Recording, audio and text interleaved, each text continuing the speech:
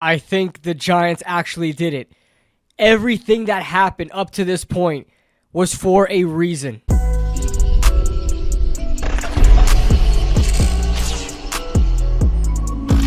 What is going on, guys? What is going on, 27 Squad? Welcome back into another video. Man, listen, I'm not going to take a victory lap yet. I'm not going to do it yet.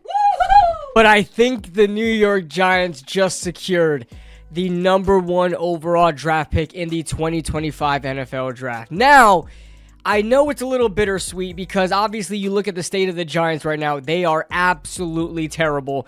It's a bad team. I have to think of it as the fact of they want the pick just as much as we do.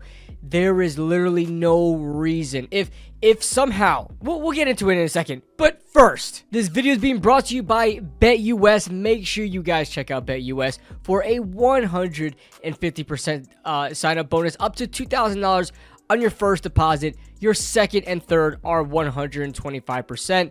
Make sure you bet responsibly. Okay, as I was saying, you gotta think that the New York Giants at this point understand that if they win a game, they are screwing themselves royally. I mean, Exhibit A, the one team we were in competition with after Jacksonville kind of fell out of it, was the Raiders. And ironically enough, they went up against the Raiders. You guys remember what I was talking about the past couple of weeks was that Raiders Jacksonville game, and to pay close attention to it, and it finally happened and we got the result that we wanted. The Raiders won the football game. So with that being said, the Raiders dropped from the first overall pick because they were first. They dropped all the way down to 6th. That means they can honestly miss out on Shedeur, Cam Ward, and even Travis Hunter. That is a huge blow to just beating the Jacksonville Jaguars. That is what you lost for just beating the Jacksonville Jaguars.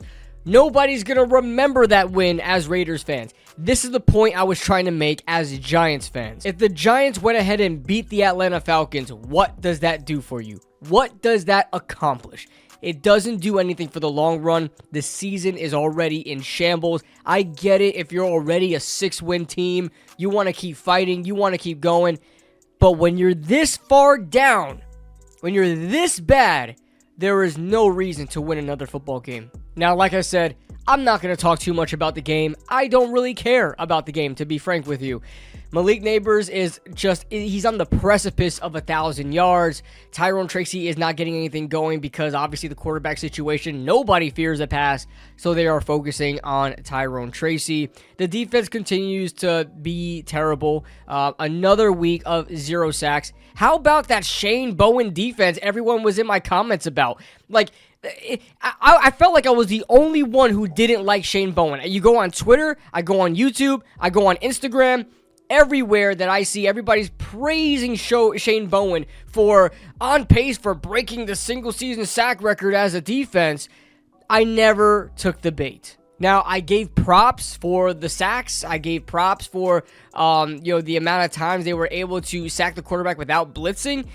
But there was nothing more to that. It was such a surface-level achievement that was the only thing to be proud of about that defense. As far as yards given up in the pass and the run, terrible. Forced turnovers, terrible. Third down conversion rate, terrible.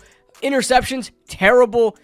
The defense is bad. Michael Penix didn't exactly do what I thought he was going to do. Not that I really care about that. I honestly am okay with Michael Penix not lighting us up because that means we did make the right decision, at least in that draft, to get Malik Neighbors. Not that it means it automatically. Don't get me wrong. I'm just saying it would have really sucked if Michael Penix threw for 300 yards and 3 touchdowns on us in his first ever NFL start. So in that respect, I guess I'm grateful. But this is going so according to plan. I'm just waiting for the Giants to screw this up.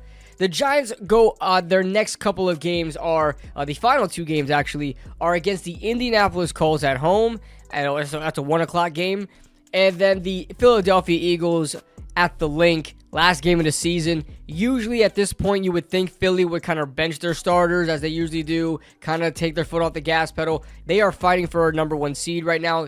We have to hope that they are still in the running for that.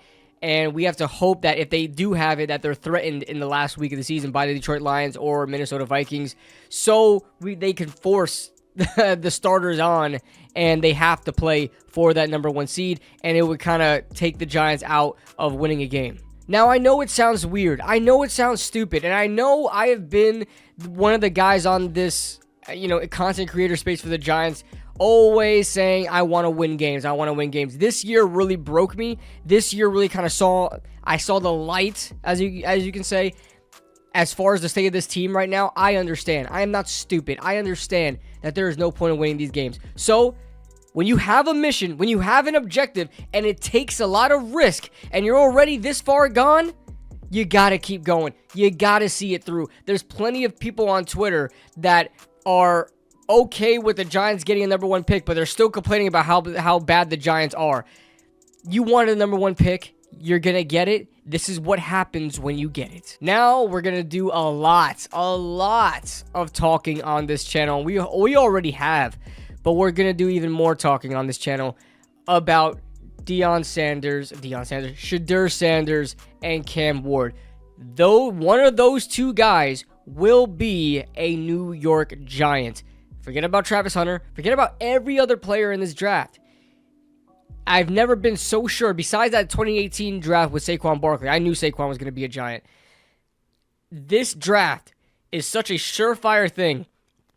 I am not even ecstatic. I am excited. I love watching film. But as far as draft prospects for the first round, you kind of like it takes it out of you a little bit because you already know who's going to your team.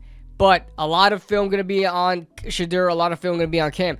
I don't understand, and I put this on Twitter, and a lot of people are agreeing with me. I'm surprised. I thought I was going to see a lot of pushback, even though I did. I thought I was going to see a lot of pushback from it, but I put up a tweet saying, I'm not sure why everybody's just penciling in Shedeur Sanders as the number 1 quarterback. I'm doing my film.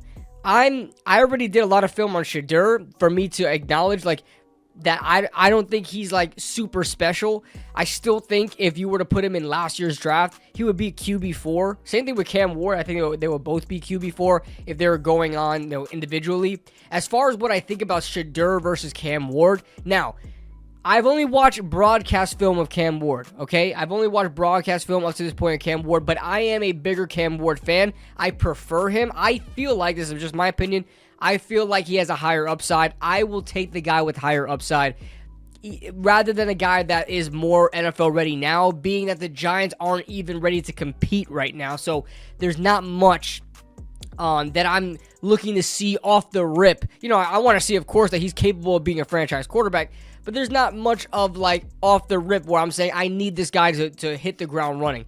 I would like to see Cam Ward. If Cam Ward can be better over time, I would like to see Cam Ward be a New York Giant. I'm a bigger Cam Ward fan. I'm going to do more work on Cam Ward. But as far as Shedeur Sanders goes, I'm not that impressed. I mean, his marketing is insane. Deion Sanders is his number 1 spokesman where he's he is a number 1 overall pick. He's forcing that in there because to be honest with you, when I look at Shedeur and Cam Ward, it's 1A, 1B for me. And a lot of people were in agreement with that on Twitter when I proposed the, I guess not proposed it, I just wrote that tweet down.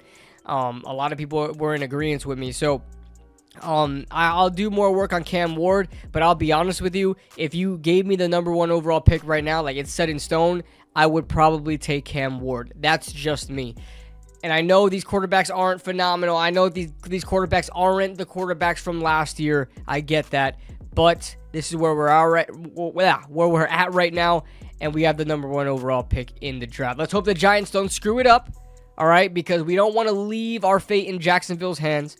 We don't want Jacksonville to get the number 1 overall pick and they trade it away to the Raiders to get Shedeur. We don't want that.